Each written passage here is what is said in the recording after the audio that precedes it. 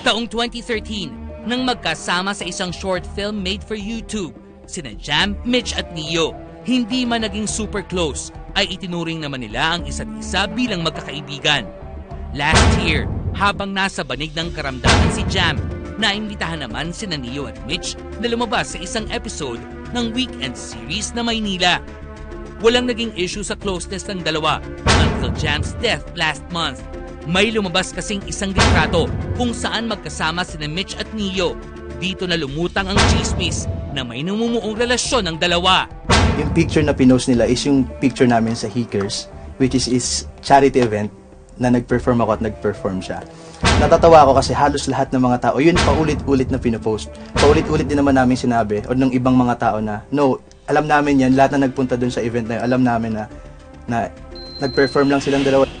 Nilinaw din nito ang kumakalat umano nilang kissing video. Nakita ko siya at kahit sinong tao na tama ang pag-iisip, makikitang hindi si Mitch yun at hindi ako.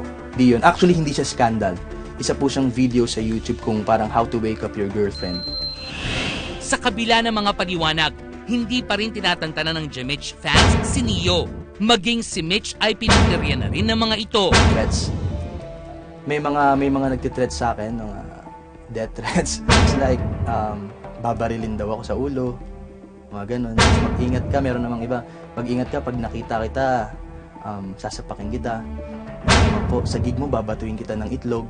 Hindi ko na lang sinasagot kasi alam kong wala silang alam. Baka pag sumagot po ako is baka mas lalo pang magkaroon ng problema. Aminado ang singer na apektado ng mga chismis ang pagkakaibigan nila ng dalaga. Mas naging medyo awkward. Medyo awkward kasi hindi ko naman ginusto to. Kasi wala akong ibang intention dito. Kaibigan lang ako. Nakasama ko siya sa work. Hindi ko iniisip na aabot sa ganitong bagay, sa ganitong sitwasyon yung mga pangyayari. Pero siyempre, sabi ko nga, kaibigan ako ni Mitch. Kaibigan kami ni Mitch. Hindi namin siya basta-basta iiwan, lalo na sa mga ganitong issue na wala naman talagang katotohanan. Worst, maging ang ina ni Jan si Maricar Fernando Sebastian ay tila naniniwalang may relasyon nga sina Mitch at Neo. Wala kaming relasyon ni Mitch at never kami naging kami ni Mitch.